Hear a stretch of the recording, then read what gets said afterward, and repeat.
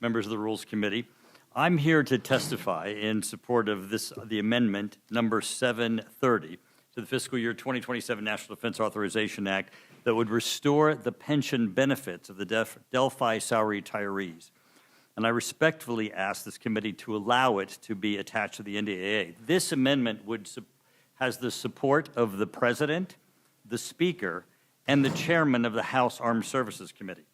In 2009, as part of the taxpayer-funded GM bankruptcy, more than 20,000 Delphi salary retirees and employees had their earned health and pension benefits terminated. For many, their pensions were cut dramatically, in some cases by as much as 70%. There is no precedent for what happened. The government terminated their pensions as part of a TARP government-funded, government-led GM bankruptcy and bailout. The government only terminated their pensions. Everyone else had their pensions restored.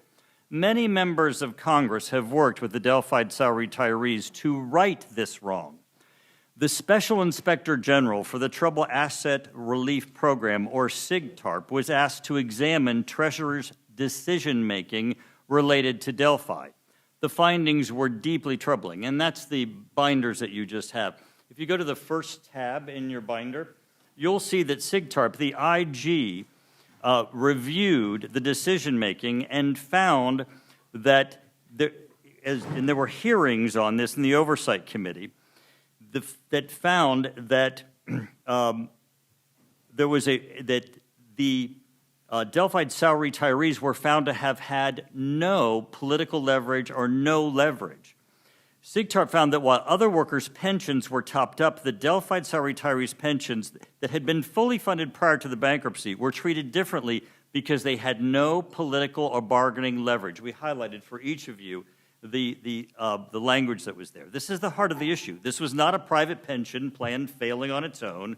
This was the federal government making decisions that picked winners and losers among workers at the same company. Never before or since has the government caused the termination of pension benefits for one group of workers, especially when those pensions were more than funded, simply because those workers lacked political leverage.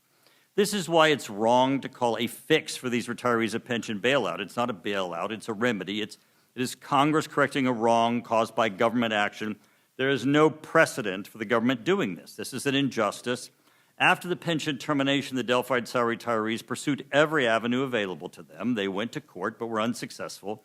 Then they turned to the executive branch. In October 2020, President Trump issued a presidential memorandum. That's item number 2 in your binders. In that memorandum, he directed the Secretaries of Treasury, Commerce, and Labor to examine what actions could be taken to make these retirees whole. In 2022, the executive branch determined that legislative action would be necessary. That means Congress is now the last and only path for restoration. Most recently, this legislation has also earned the support of the White House and was included in the administration's supplemental appropriations request. That's number 3 in your tabs. With bipartisan support in the House, support from members of this committee, and support from President Trump, now is the time to finally right this wrong. This bill has previously passed this House, has been amended to reflect changes to address concerns faced in the Senate. I ask the committee to allow this fix to move forward. I ask you to stand with the workers who kept their promises and deserve to have their promises made to them kept as well. I also ask you to give these retirees the opportunity to finally receive the retirement benefits that they earn. These are grandmothers and grandfathers that can't pay their bills, where government is the fault, not theirs. Many on this committee have voted for this in the past. Again, President Trump campaigned on this 3 times. He's asked this committee, and he has the full support of the Speaker and of the author of this bill for this to be added into this bill. President Biden also campaigned on this. I ask for you to add this to this bill. Thank you, Madam Chair, and happy Thank you, Mr. Turner. Thank you.